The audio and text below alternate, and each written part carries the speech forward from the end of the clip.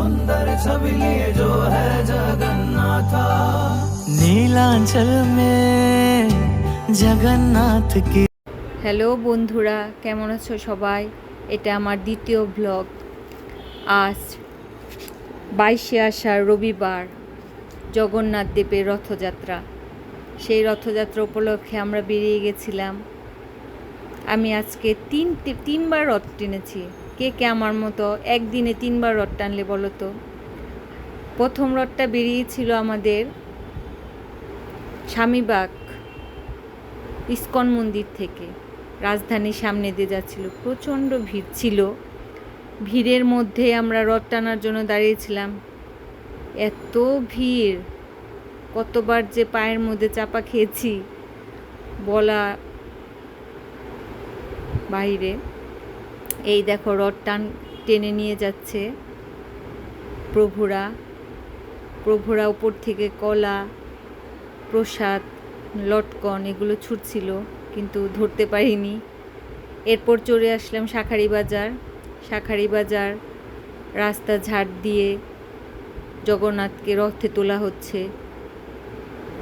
এই দেখো এখানে রাস্তা পরিষ্কার করছে। তারপর ঠাকুরকে এখন সাজাচ্ছে রথে তুলে। তারপর এখানেও আমরা টেনেছি রথ। তারপর শাঁখারি বাজার রাস্তা দিয়ে প্রচুর বাচ্চারা ছোট ছোট রথ রেখে দিয়েছিল। এই রথটা টানার জন্য আমাদের অনেকক্ষণ দাঁড়িয়ে থাকতে হয়েছে। ঠাকুরকে বসিয়ে অনেকক্ষণ, এই গরমে অবস্থা খারাপ হয়ে গিয়েছিল। তবু আর কি, ঠাকুর চাইলে কি না পারে। অবশেষে এই রথ আমাদের টানা হয়ে গেল। তারপর আমরা লাইন থেকে বেরিয়ে মেলায় চলে আসলাম। দেখি তাঁতিবাজারের ওই দিক দিয়ে ছোটোখাটো মেলা বসেছে।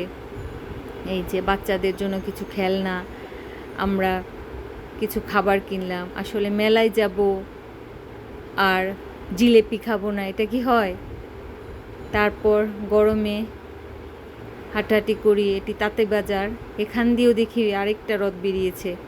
পরে এই রথ টানলাম। এই দেখো কি ভিড়। আসলে চুড়ি দেখলে ভালোই লাগে, মনে হয় কিনে ফেলি। আমার মতো কার কার চুড়ির পছন্দ বলবে।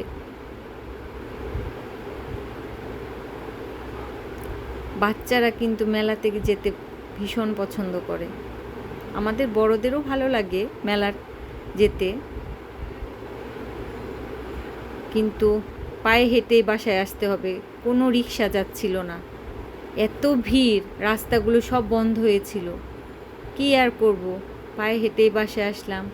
আর মেলায় গেছি, ফটো তুলব না, এটা কি হয়? তাই আমরা 3 বান্ধবী মিলে ফটো তুলে নিলাম। জয় জগন্নাথ। প্রভুর কৃপায় তোমরা সবাই ভালো থেকো, সুস্থ থেকো। আজকের মতো বাই বাই।